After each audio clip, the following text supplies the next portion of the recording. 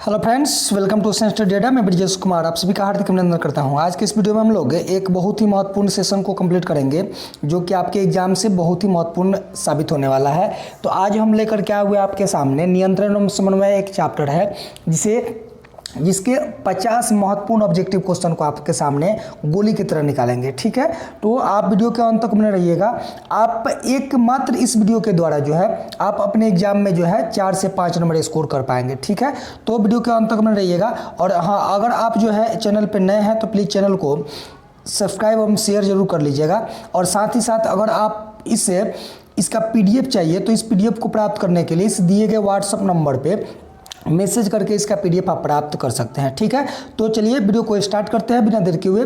और इस चैप्टर को जो है इस वीडियो को जो है आप अंत तक देखिएगा जरूर और अपने दोस्तों को भी शेयर कर दीजिएगा। आपके द्वारा जो है उन्हें भी कुछ ना कुछ लाभ मिल जाएगा। ठीक है, चलिए स्टार्ट करते हैं। पहला क्वेश्चन आपके सामने है कि हार्मोन स्रावित होता है। हार्मोन का स्राव कहाँ से होता है? तो अभी आपको बताए थे 50 क्वेश्चन जो है इसमें हम लोग करेंगे और बिल्कुल गोली की तरह उड़ाएंगे। इसमें कोई जो डिस्कस वाली होगी वो हम आपको नहीं देंगे।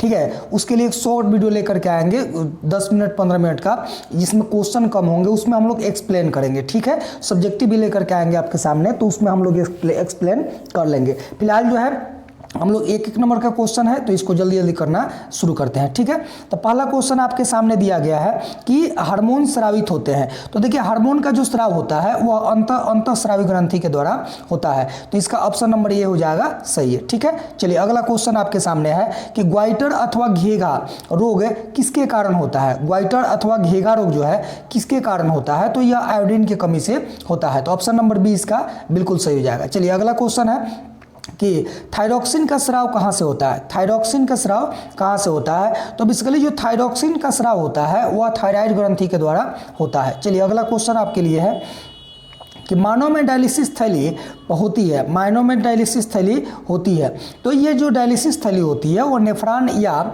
इसी को कहते हैं ब्रिक नलिका। इसका ऑप्शन नंबर बी बिल्कुल सही, ए बिल्कुल सही हो जाएगा। ऑप्शन नंबर ए बिल्कुल सही हो जाएगा। चलिए अगला क्वेश्चन आपके लिए है। अगला क्वेश्चन है भोजन का पाचन किस प्रकार की अभिक्रिया है? तो भोजन का पाचन एक उपचयन अभिक्रिया है। ठीक है, चलिए अगला क्वेश्चन आपके लिए है कि कौन सा पादप नियंत्रण फल बेचने वालों द्वारा उपयोग किया जाता है? फल बेचने वाले के द्वारा उपयोग किया जाता है। तो इसका सही आंसर हो जाएगा ऑप्शन नंबर बी यानी जिब्रेलिन्स। ठीक है, चलिए अगला क्वेश्चन है वह संरचना जो उद्दीपन की पहचान कराती है क्या कहलाती है?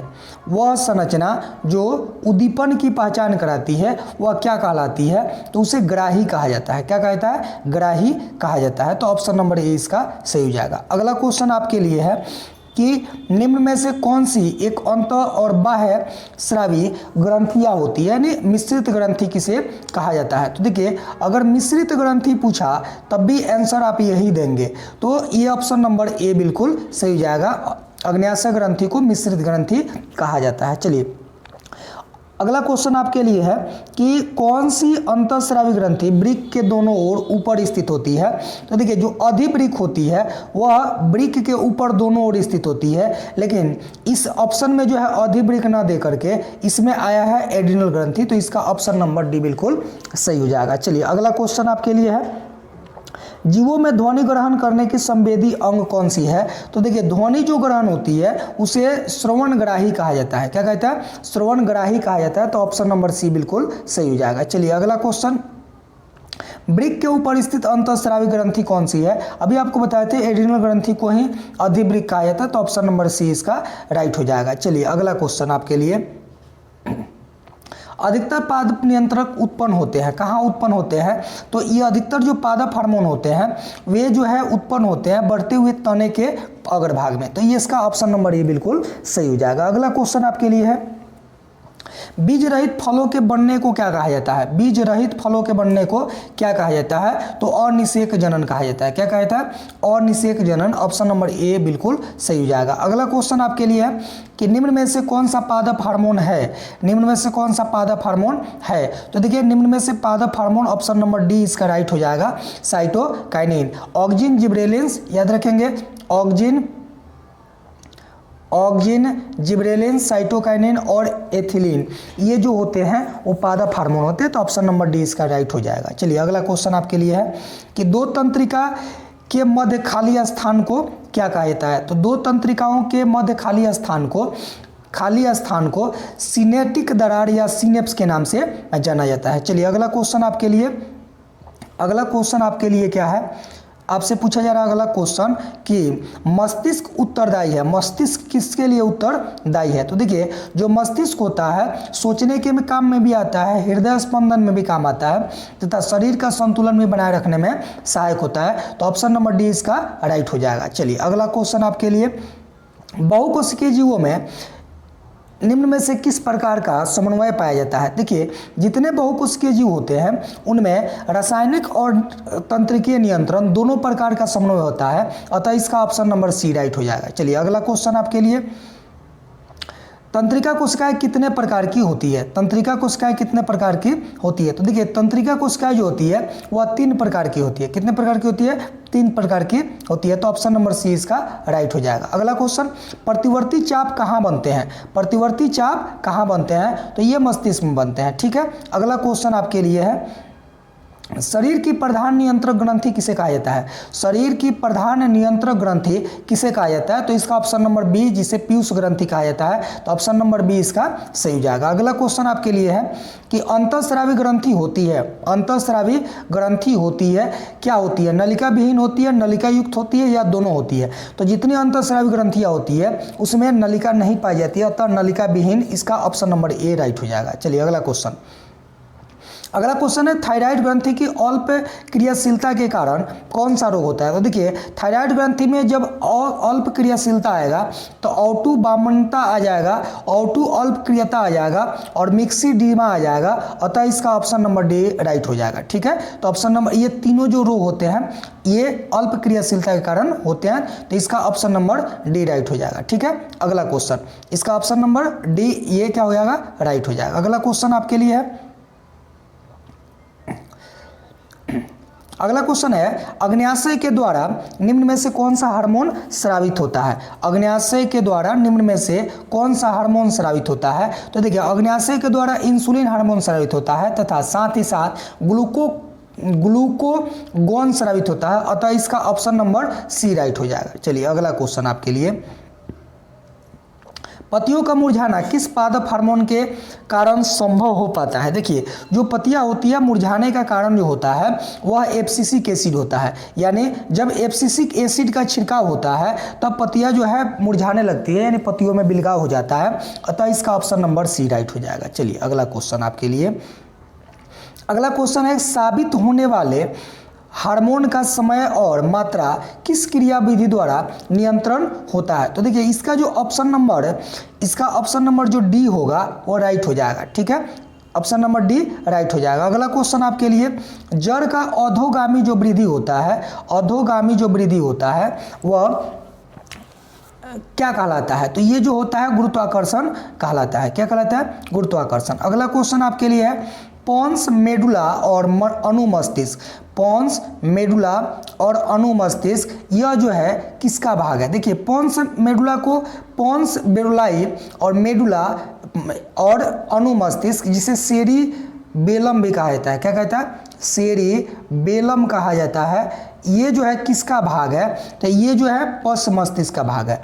किसका भाग है, पश मस्तिष्क का भाग है। मस्तिष्क 3 भागों में बटा हुआ है, अग्र मस्तिष्क, मध्य मस्तिष्क और पश मस्तिष्क। ठीक है, अगर वीडियो पर आप नए हैं तो प्लीज़ चैनल को सब्सक्राइब कर लीजिएगा, बेल आइकन को दबा दीजिएगा, क्योंकि इस तरह के वीडियो जो है आपको एग्जाम तक मिलते रहेंगे। ठीक है, और आप जो है अपने दोस्तों पे भी शेयर कर दीजिएगा ताकि आपके द्वारा भी उनका भी जो है कुछ ना कुछ लाभ प्राप्त हो सके। चलिए आगे बढ़ते हैं।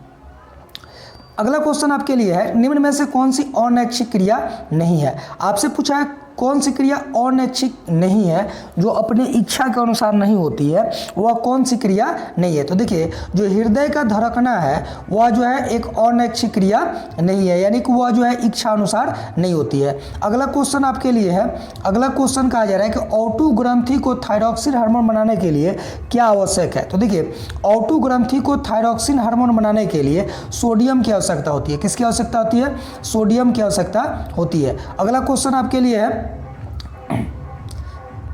अगला क्वेश्चन आपके लिए है कि मस्तिष्क का कौन सा भाग शरीर की स्थिति तथा संतुलन का अनुरक्षण करता है। तो देखिए ये जो अग्र मस्तिष्क होता है वह शरीर का जो भाग होता है उसका संतुलन करता है। तो ऑप्शन नंबर ए इसका राइट हो जाएगा। अगला क्वेश्चन है पादप हार्मोन साइटोकाइनिन सहायक है किसके लिए साइटोकाइनिन सहायक है? तो देखिए जो साइटोकाइनिन है वह जो है, यहाँ ऑप्शन इसका देख लेते हैं, थोड़ा सा इसका ऑप्शन चारों देख लेते हैं।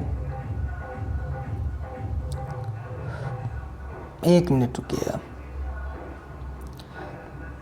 साइटोकाइनिन सहायक है, क्या नंबर तक थे जी? साइटोकाइनिन सहायक होता है। तो इसको देखिए पड़ों के अग्रभाग की लंबाई की वृद्धि के लिए ऑप्शन नंबर राइट यही हो जाएगा, ऑप्शन नंबर ए। जो पड़ों वाला भाग होता है उसके जो है लंबाई की वृद्धि के लिए साइटोकाइनिन बहुत ही सहायक सिद्ध होता है। ऑप्शन नंबर ए जो है इसका राइट हो जाएगा। अगला क्वेश्चन आपके लिए है अनुकुंचन गति किस पौधे पर प्रमाणित की जाती है? तो देखिए अनुकुंचन गति जो होती है वह किस पौधे पर प्रमाणित की जाती है? तो इसको प्रमाणित करने के लिए छुई मुई पौधे का उपयोग किया जाता है। तो इसका ऑप्शन नंबर ए राइट हो जाएगा। चलिए अगला क्वेश्चन आपके लिए है, अगला क्वेश्चन है वृक्क किस तंत्र का भाग है? तो वृक्क जो होता है वह बेसिकली उत्सर्जन तंत्र का भाग होता है। किसका भाग होता है? उत्सर्जन तंत्र का भाग होता है। तो ऑप्शन नंबर सी इसका राइट हो जाएगा। अगला क्वेश्चन आपके लिए है कि इंसुलिन की कमी से कौन सा रोग होता है? तो देखिए इंसुलिन की जो कमी होती है उस इंसुलिन की कमी से जो है रोग होता है जिसे चिनिया रोग कहते हैं या मधुमेह कहते हैं। तो इसका ऑप्शन नंबर डी राइट हो जाएगा। ऑप्शन नंबर डी इसका राइट हो जाएगा। अगला क्वेश्चन आपके लिए है, अगला क्वेश्चन है खोपड़ी के अग्र सिरे पर स्थित न्यूरॉन को शरीर के विभिन्न भागों से प्राप्त होता है। क्या प्राप्त होता है आपको बताना है। क्या प्राप्त होता है? जल प्राप्त होता है, खून प्राप्त होता है, वायु या? तो देखिए ये जो संकेत होते हैं, जितने संकेत होते हैं ये संकेत जो है खोपड़ी के अग्र मस्तिष्क में स्थित संरचना के द्वारा ही प्राप्त होते हैं। तो ऑप्शन नंबर सी इसका राइट हो जाएगा। अगला क्वेश्चन आपके लिए कि O2 को थायरॉक्सिन हार्मोन बनाने के लिए क्या आवश्यक है? क्या आवश्यक है? ध्यान दीजिएगा, ये जो है शायद रिपीट हुआ है क्वेश्चन। देखिए ऑप्शन नंबर इसका, हाँ ये रिपीट हुआ है। तो देखिए इसके लिए आयोडीन चाहिए। क्या चाहिए? आयोडीन चाहिए। और इसे जो है NaCl सोडियम क्लोराइड भी कहा जा सकता है। क्या चाहिए? आयोडीन चाहिए। आयोडीन रहे या अगर यहाँ पे अगर NaCl रहता है, सोडियम रहता है, तब भी आप मार देंगे, ये सही हो जाएगा। ठीक है, चलिए अगला क्वेश्चन देखते हैं। अगला क्वेश्चन आपके सामने है। अगला क्वेश्चन कितने नंबर पे थे? देखिए कहाँ गया जी अगला क्वेश्चन?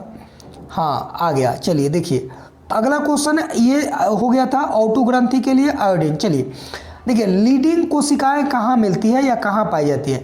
लीडिंग होगा या कहीं कहीं लाइडिंग की कोशिकाएं रहता है। तो लाइडिंग की कोशिकाएं जो होती है वह ब्रिसेन में पाई जाती है। कहाँ पाई जाती है? ब्रिसेन में। तो ऑप्शन नंबर ए इसका सही हो जाएगा। और 10 क्वेश्चन है, वीडियो को अंत तक बने रहिएगा, बहुत ही मजा आने वाला है। और लास्ट में जो है आपके लिए एक जो है अनाउंसमेंट करेंगे जो आपके एग्जाम के लिए बहुत ही महत्वपूर्ण होगा। चलिए अगला क्वेश्चन आपके लिए है कि अगला क्वेश्चन कहा जा रहा है कि ऑक्जिन पादप हार्मोन पौधों के किस क्रिया में सहायक होता है? तो देखिए ये जो है वृद्धि करता है। क्या करता है? वृद्धि करता है, यानी वृद्धि में सहायक होता है। तो ऑप्शन नंबर ए इसका राइट हो जाएगा। अगला क्वेश्चन आपके लिए है कि तंत्रिका तंत्र का भाग है। तंत्रिका तंत्र का भाग है। तो देखिए अभी आपको बताए थे कि तंत्रिका के 3 भाग होते हैं, मस्तिष्क, रीढ़ और रज्जु, यानी कि इसका ऑप्शन नंबर डी राइट हो जाएगा। ठीक है, अगला क्वेश्चन, एस्ट्रोजन, प्रोजेस्टेरोन एवं रिलैक्सिन हार्मोन स्रावित होते हैं। देखिए ये तीनों जो हार्मोन हैं, एस्ट्रोजन, प्रोजेस्टेरोन, रिलैक्सिन हार्मोन, ये तीनों जो है मादा हार्मोन है, अतः ये तीनों जो है अंडाशय से स्रावित होते हैं। अगला क्वेश्चन आपके लिए है, अगला क्वेश्चन इनमें से कौन सा मादा जनन हार्मोन है? देखिए अभी जो है आपको निकला हुआ था मादा जनन हार्मोन कौन कौन से हैं आपको बताना है। तो प्रोजेस्टेरोन, एस्ट्रोजन और एस्ट्रोडियोल, इनमें से सभी जो है मादा हार्मोन है। ठीक है, अगला क्वेश्चन आपके लिए, अगला क्वेश्चन कहा जा रहा है कुछ जानवर जुगाली करते हैं। क्या करते हैं? जुगाली करते हैं। कुछ जानवर जो होते हैं क्या करते हैं? जुगाली करते हैं, यानी कबूड़ी करते हैं। तो बताना है कि क्यों करते हैं? स्वास्थ्य के लिए, भोजन के पचाने के लिए, दूध बनाने के लिए। तो ऑप्शन नंबर इसका जो बी होगा एकदम राइट हो जाएगा। ठीक है, अगला क्वेश्चन, रुधिर दाब तथा हृदय स्पंदन किस हार्मोन द्वारा बढ़ता है, बताइए आप, किस हार्मोन द्वारा बढ़ता है। तो देखिए एड्रिनल हार्मोन जो होता है, इस एड्रिनल हार्मोन के द्वारा जो है ये हृदय स्पंदन बढ़ता है, रुधिर दाब यानी रक्तचाप और हृदय स्पंदन बढ़ता है। तो ऑप्शन नंबर सी इसका राइट हो जाएगा। अगला क्वेश्चन आपके लिए, अगला क्वेश्चन है हमारे शरीर में विभिन्न जैविक कार्यों का नियंत्रण, हमारे शरीर में विभिन्न जैविक कार्यों का नियंत्रण होता है तंत्रिका द्वारा, रसायनों द्वारा, और तंत्रिका एवं रसायनों दोनों द्वारा। तो जितने भी जंतु होते हैं उन सारे जंतुओं में जो नियंत्रण एवं समन्वय होता है तंत्रिकीय और रासायनिक दोनों होता है। तो इसका ऑप्शन नंबर सी राइट हो जाएगा। अगला क्वेश्चन आपके लिए, अगला क्वेश्चन है एब्सिसिक एसिड किस तरह का रसायन है, ऑक्जिन की तरह है, जिब्रेलिन्स की तरह है, साइटोकाइनिन की तरह है। तो देखिए एब्सिसिक एसिड जो होता है वृद्धि रोधक हार्मोन होता है। क्या होता है, वृद्धि रोधक हार्मोन होता है जो ऑक्जिन एवं जिब्रेलिन्स के प्रभाव को उलट देता है। तो अतः यहाँ ऑप्शन नंबर आया है वृद्धि रोधक हार्मोन, अतः ऑप्शन नंबर डी इसका राइट हो जाएगा। चलिए अगला क्वेश्चन आपके लिए, चलिए अगला क्वेश्चन है आपके लिए है अगला क्वेश्चन 47 नंबर तक कर लिए थे। चलिए ये हो गया, चलिए ये भी हो गया, 49 नंबर करेंगे। देखिए बीज रहित फलों के उत्पादन में सहायक होते हैं, देखिए बीज रहित फलों के उत्पादन में सहायक होते हैं। तो देखिए ऑक्जिन और जिब्रेलिन्स, यहाँ देखिए थोड़ा सा मिसप्रिंट है, यहाँ ऑक्जिन होगा, क्या होगा, ऑक्जिन होगा, ऑक्जिन और जिब्रेलिन्स ये जो दोनों होते हैं बीज रहित फलों के उत्पादन में सहायक होते हैं। तो ऑप्शन नंबर जो डी होगा इसका राइट हो जाएगा। ठीक है, ऑप्शन नंबर डी इसका राइट हो जाएगा, कोई दिक्कत। चलिए अगला क्वेश्चन और लास्ट क्वेश्चन आपके लिए है। अगला लास्ट क्वेश्चन है कि इनमें कौन फल पकाने में प्रयुक्त होता है। अगला क्वेश्चन है कि इनमें कौन फल पकाने में प्रयुक्त होता है, या क्वेश्चन पूछा जाता है कि इनमें कौन फल पकाने वाला हार्मोन है। तो देखिए ऑक्जिन तो है नहीं, जिब्रेलिन्स है नहीं, एथिलीन जो होता है वह फल पकाने वाला हार्मोन होता है। और एक चीज़ ध्यान रखिएगा, एथिलीन ही एक ऐसा मात्र हार्मोन है जो गैस फॉर्म में पाया जाता है, यानी गैसीय फॉर्म में पाया जाता है या गैसीय रूप में पाया जाता है और फलों को पकाने में सहायक होता है। अतः इसे फल पकाने वाला हार्मोन भी कहा जाता है, कहा जाता है। ठीक है, चलिए 50 क्वेश्चन कंप्लीट हुए। ठीक है, 50 क्वेश्चन पूरे कंप्लीट हो गए। आपको वीडियो कैसा लगा आप जरूर कमेंट करके बताइएगा, है ना। और साथ ही साथ जो है आप चैनल को सब्सक्राइब और शेयर करना ना भूलिएगा। अगर वीडियो पर नए हैं तो प्लीज़ चैनल को सब्सक्राइब कर लीजिएगा और शेयर भी कर दीजिएगा अपने दोस्तों के पास। एक बिग अनाउंसमेंट आपके लिए है कि अब जो है आप केवल ऑब्जेक्टिव नहीं बल्कि अगले जो वीडियो आएंगे उसमें हम प्रयास करेंगे कि लघु उत्तरीय जो प्रश्न है, जो VVI प्रश्न है, जो आपके एग्जाम के लिए बहुत ही महत्वपूर्ण होंगे, जो महत्वपूर्ण क्वेश्चन है उसको जो है लघु उत्तरीय प्रश्न सबसे पहले आप तक पहुंचाने का प्रयास हम करेंगे। ठीक है, तो मिलते हैं नेक्स्ट वीडियो में। ठीक है, सभी लोगों के लिए बहुत बहुत धन्यवाद, आप लोगों ने जो है इतना सपोर्ट किया। ठीक है, चलिए मिलते हैं नेक्स्ट वीडियो में लघु उत्तरीय प्रश्न के साथ। ठीक है, ओके, सभी लोगों को धन्यवाद।